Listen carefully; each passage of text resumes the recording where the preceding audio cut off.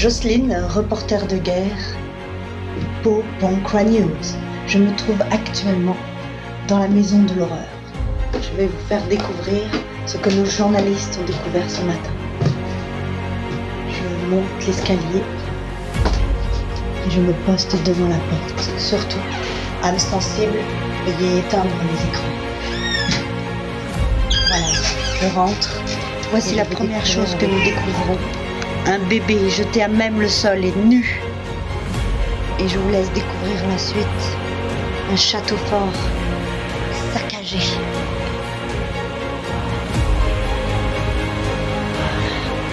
Des meubles démontibulés, un miroir au sol et surtout un charnier, un terrible charnier de Barbie.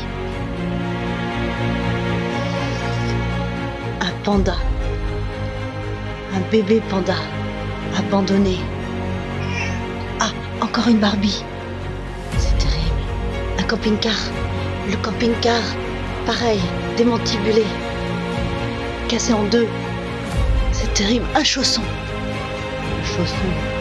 Mais à qui appartenait ce chausson? Le chausson de l'horreur. Et ici, une indienne. Un bébé indien. Jeté à même le sol. Voyez, il a l'air malheureux. Jeté au sol.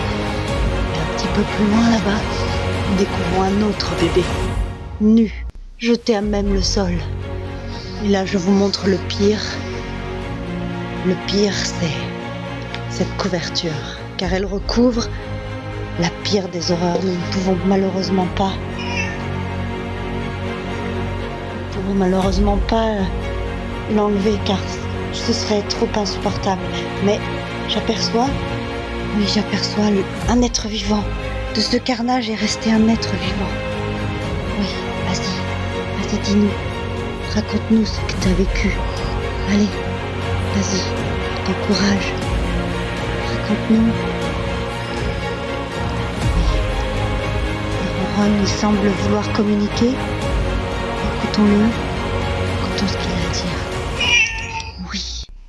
Oh, mais apparemment, on lui aurait arraché une oreille.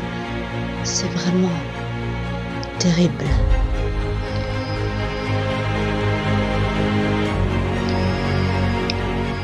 Qui a bien pu commettre ces horreurs. Après une enquête de voisinage, il semblerait que les témoins auraient vu 3 personnes de sexe féminin, âgées de 2 ans et demi à 4 ans, et armées de tétines.